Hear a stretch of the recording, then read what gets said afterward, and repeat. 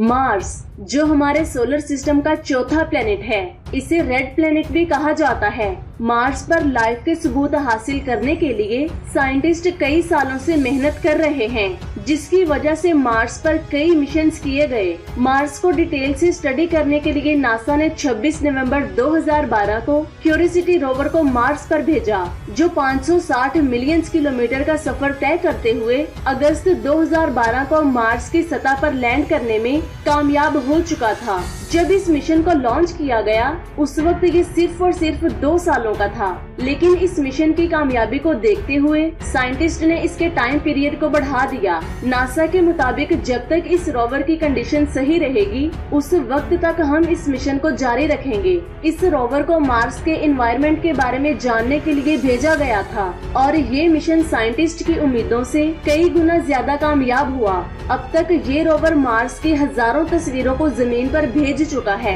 इन्हीं तस्वीरों की वजह से साइंटिस्ट मार्स को डिटेल से स्टडी कर पाए। आखिर वो तस्वीरें कौन सी हैं, ये आप जानेंगे आज की इस वीडियो में। इस रोवर का सफर 2012 से लेकर अब तक मुसलसल चल रहा है। इन 11 सालों में हमने मार्स की बहुत ज्यादा इमेजेस देखी हैं, जिसकी वजह से हम मार्स के बारे में बहुत कुछ जान पाए। 11 सालों में इस रोवर ने मार्स पर 21 किलोमीटर का सफर तय किया है। जहां इस रोवर को लैंड किया गया था, उसे गेल क्रेटर कहते हैं। इस जगह के करीब माउंट शाह पहाड़ भी है, जिसकी ऊंचाई 18,000 फीट है। यहाँ पर सबसे बड़ी मुश्किल ये थी कि रोवर को इतनी ऊंचाई वाले पहाड़ पर कैसे चढ़ाया जाए और मार्स के दूसरे हिस्से को कैसे एक्सप्लोर किया जाए। रोवर को इस पहाड़ पर चढ़ाने के लिए साइंटिस्ट की टीम ने माउंट शाह का एक 3D मैप तैयार किया और इस मैप के जरिए उन्होंने माउंट शाह पर जाने का रास्ता ढूंढा। इस रोवर का पहाड़ पर जाना बहुत ज्यादा रिस्की हो सकता था, लेकिन फिर भी साइंटिस्ट इस पर जाने के लिए तैयार थे। रोवर ने पहाड़ पर जाने के लिए अपना सफर शुरू किया। इस सफर के पहले हिस्से में रोवर ने 17 दिसंबर 2012 को येलो नाइफ बे की पहली इमेज को कैप्चर किया। ये जगह गेल क्रेटर के करीब ही मौजूद है। इस इमेज से साइंटिस्ट को ये पता चला कि यहाँ पानी बहुत ज्यादा मिकदार में मौजूद था। इस जगह के आसपास पॉइंट लेक और शेलर की इमेज भी कैप्चर की गई। इन तीनों तस्वीरों में सिर्फ और सिर्फ चट्टानें ही नजर आ रही हैं। इस जगह से आगे बढ़ते हुए क्यूरियोसिटी रोवर हिल्स की तरफ गया। इसके आसपास रोवर ने कैम्बरले फॉर्मेशन की इमेज जमीन पर भेजी। इन इमेजेस से ये बात कंफर्म हो चुकी थी कि इस एरिया में भी पानी मौजूद था। हिल्स के बाद रोवर की अगली मंजिल गार्डन सिटी माउंट शाप थी। गार्डन सिटी के पास रुककर रोवर ने इसकी कई इमेजेस जमीन पर भेजी। इस इमेज में बहुत ज्यादा मिकदार में मिनरल्स देखे जा सकते हैं। गार्डन सिटी के पास ली गई इमेज और डेटा की स्टडी करने के लिए रोवर ने इसे साइंटिस्ट को भेज दिया और साइंटिस्ट ने इसकी डिटेल से स्टडी की, ताकि वो ये जान सके कि क्या सच में मार्स पर लाइफ मौजूद थी या फिर नहीं। गार्डन सिटी के बाद रोवर ने एक बहुत ही खूबसूरत नज़ारे को अपने कैमरे में रिकॉर्ड किया। इस रोवर ने मार्स से सूरज के गुरूब होने की इमेज को कैप्चर किया, जिसे देखकर तमाम साइंटिस्ट हैरान हो गए। जब हमारी जमीन पर सूरज गुरूब होता है तो इसका कलर रेड होता है, जबकि मार्स पर इसका कलर ब्लू था। ये इमेज बहुत कमाल की थी। अब आप इस इमेज को देखें। ये माउंट शाप के निचले हिस्से की इमेज है, जिसमें सिर्फ चट्टानें ही नजर आ रही हैं। इन चट्टानों की बनावट को देखने के बाद साइंटिस्ट को ये पता चला कि ये सारा इलाका एक झील हुआ करती थी। इस जगह से आगे जाते हुए रोवर ने मैरियस पास की इमेज को कैप्चर किया, जो 2 मार्शियन रॉक यूनिट का कॉन्टेक्ट जोन है।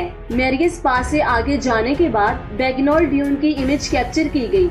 ये ड्यून हवा के चलने की वजह से बना था। इसकी लंबाई 35 किलोमीटर और इसकी चौड़ाई 102 किलोमीटर थी। ये मार्स पर ढूंढा जाने वाला पहला ड्यून था। इस रोवर ने एक और ड्यून को कैप्चर किया, जिसे नेमिब ड्यून का नाम दिया गया है। इस ड्यून की ऊंचाई 13 फीट है। इस ड्यून से आगे रोवर को लेकर जाना बहुत ज्यादा मुश्किल था, क्योंकि नासा का स्पिरिट रोवर सैंड ड्यून में फंस गया था। यहाँ से आगे जाने के लिए क्यूरियोसिटी रोवर ने अपना सफर शुरू किया। यहाँ से आगे जाने के लिए इसे 2 स्ट्रक्चर्स को पास करना था, जिसे एंट्रेंस ऑफ मरीबर्ड्स का नाम दिया गया है। मरीबर्ड्स को पार करने से पहले क्यूरियोसिटी ने इसकी इमेज भी कैप्चर की। रोवर ने ये तमाम इमेजेस 6 अगस्त 2016 को कैप्चर की थी। मरीबर्ड्स के बाद क्यूरियोसिटी रोवर ने सिम्पसन फॉर्मेशन की इमेज को कैप्चर किया। ये एक चट्टान है जो रेतली आंधी की वजह से बनी थी। अब इसे गुड बाय करते हुए रोवर ने उस एरिया की लास्ट इमेज कैप्चर की, जिसे बट M9A का नाम दिया गया। इस इमेज को कैप्चर करने के बाद रोवर ने अपना अगला सफर शुरू किया। इस रोवर ने अगली इमेज एक छोटे से पहाड़ की कैप्चर की थी, जिसकी ऊंचाई 16 फीट और इसका कलर ब्लैक था। इसके बाद क्यूरियोसिटी रोवर ने एक बीच की इमेज कैप्चर की। यहाँ से आगे जाने के बाद इसने वायरा रॉबिन बीच की तस्वीरें खींची। ये भी एक चट्टान है जो इस बात की तरफ इशारा करती है कि अरबों साल पहले यहाँ पर पानी मौजूद था, लेकिन ये चट्टान कैसे बनी इसके बारे में कोई भी नहीं जानता, क्योंकि इस इमेज को बहुत दूरी से कैप्चर किया गया था। इसके बाद साइंटिस्ट ने रोवर को चट्टान के पास भेजा और उन्हें पता चला कि ये चट्टान विंड एरोजन की वजह से बनी है। इसके बाद रोवर इस चट्टान की ऊंचाई पर पहुंचा और इसने पीछे मुड़कर देखा। अब तक इसने जितना भी सफर तय किया था, इसने उसकी पैनारोमिक तस्वीर खींची, जिसमें आप गेल क्रेटर से लेकर इस चट्टान तक के एरिया को देख सकते हैं। इस चट्टान से माउंट शार्प की दूरी अभी भी 3 मील बाकी है। जून 2018 में मार्स पर धूल से भरा हुआ एक तूफान आया, जिसमें अपॉर्चुनिटी रोवर डैमेज हो चुका था। ये रोवर क्यूरियोसिटी रोवर से बहुत ज्यादा दूर मार्स के दूसरे हिस्से को एक्सप्लोर कर रहा था। तूफान में फंसने के बाद अपॉर्चुनिटी रोवर ने नासा को लास्ट मैसेज सेंड किया, जिसमें उसने बताया my battery is low and it's getting dark. इसके बाद अपॉर्चुनिटी रोवर से दोबारा राब्ता नहीं हो सका और फरवरी 2019 में अपॉर्चुनिटी रोवर के गुम होने की अनाउंसमेंट कर दी गई। आंधी के खत्म होने के बाद क्यूरियोसिटी रोवर ने आसमान की तरफ देखा, जिसमें आंधी का असर देखा जा सकता है। इसमें आप देख सकते हैं कि 3 दिन में मार्स धूल से भर गया था। यहाँ पर मैं आपको बता दूं, क्यूरियोसिटी रोवर मार्स के जिस एरिया में मौजूद था, वहाँ धूल का असर बहुत कम था, जिसकी वजह से इसे कोई खास नुकसान नहीं हुआ। अब इसने अपना सफर शुरू करते हुए माउंट शार्प की तरफ जाना शुरू किया। इसके बाद इसने मार्स की मिट्टी की इमेज को कैप्चर किया। इसे देखकर साइंटिस्ट ये समझ पाए कि इस एरिया में पानी की कितनी ज्यादा मिकदार मौजूद थी। मार्स को एक्सप्लोर करते हुए रोवर ने अपनी सेल्फी भी खींची, जो इसने अपने रोबोटिक हाथों से खींची थी, लेकिन बाद में सॉफ्टवेयर की मदद से इसके हाथों को रिमूव कर दिया गया ताकि हम इसे अच्छे से देख सकें। सेल्फी के बाद रोवर ने फिर से अपना काम शुरू किया। इस रोवर की अगली मंजिल गैलन क्रेटर थी। रोवर ने इस जगह की बहुत ज्यादा इमेजेस कैप्चर की और फिर मार्स की सतह में ड्रिल करके इसकी मिट्टी के सैंपल लिए। जब साइंटिस्ट ने इन सैंपल्स की स्टडी की तो उन्हें पता चला कि मार्स के इस हिस्से में दूसरे हिस्सों के मुकाबले में बहुत ज्यादा मिकदार में मिट्टी मौजूद थी।